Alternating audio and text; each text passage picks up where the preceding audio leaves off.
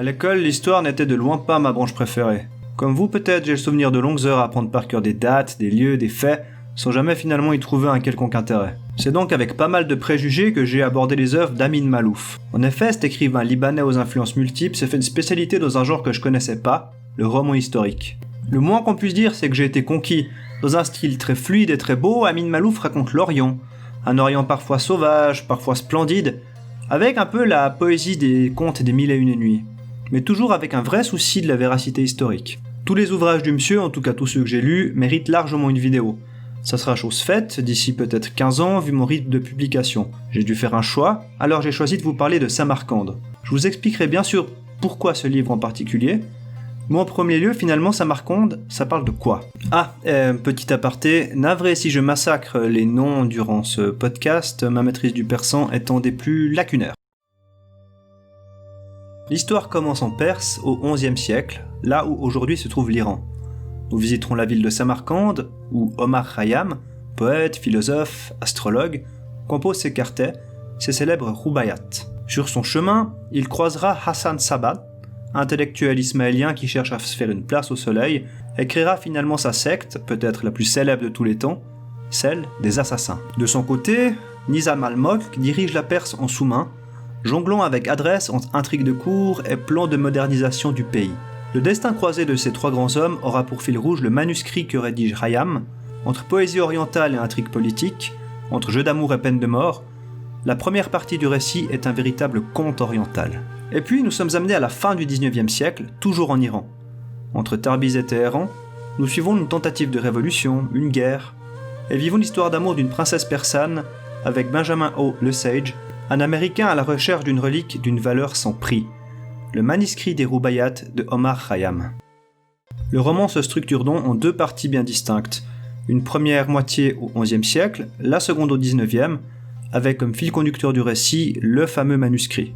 Comme beaucoup de gens, j'ai un gros coup de cœur pour la première moitié du livre.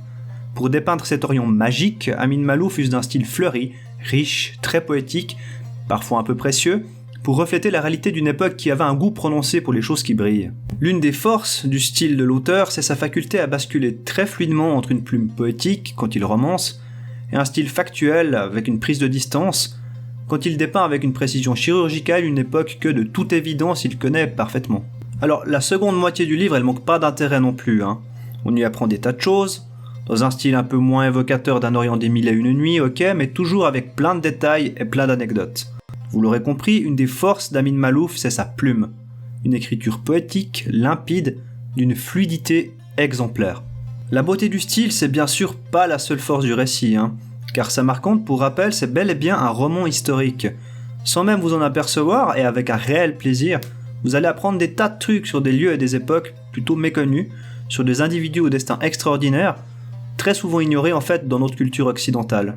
Moi, j'ai vraiment été fasciné par le destin d'Omar Khayyam, un poète épicurien qui raconte dans ses textes l'amour, le vin, un touche-à-tout qui se paye le luxe de nous léguer la lettre X et son concept en mathématiques, des préceptes d'astronomie pointus, bref, une vraie tronche. À une époque et dans un lieu que j'imaginais plutôt fermé et rigoriste dans ma grande culture, j'ai été vraiment surpris de voir cet original fréquenter la plus haute sphère du pouvoir, tout en se permettant d'écrire, par exemple, le quatrain suivant. « C'est toi qui as cassé mon flacon, ô mon Dieu.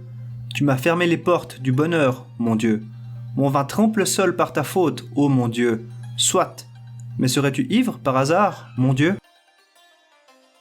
Du coup, au détour des tavernes et des jardins de Samarcande, on découvre une culture assez éloignée des clichés actuels.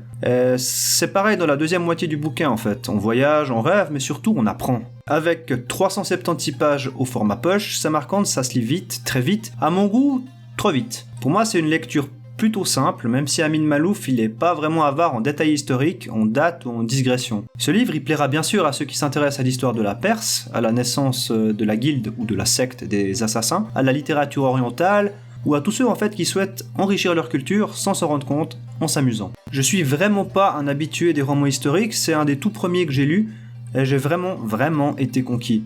Alors peut-être qu'il conviendra moins à des passionnés, à des historiens, à des spécialistes de la branche, qui se tourneront plutôt sur un essai plus pointu.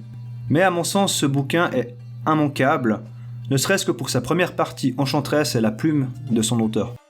Bon, vous l'aurez compris, Samarcande, ça fait partie des ouvrages qui m'ont marqué. Le style délicat d'Amin Maalouf a pour moi parfaitement su dépeindre un Orient pluriel à travers une galerie de personnages captivants. En suivant leurs incroyables destinées, en me plongeant dans les magnifiques quatrains d'Omar Khayyam, j'ai eu vraiment l'impression de voyager, de m'imprégner d'un ailleurs méconnu, tout en m'enrichissant d'un savoir nouveau. Si un roman historique, c'est l'apprentissage sans effort, alors pour moi, Samarcande, c'est tout simplement un chef-d'œuvre.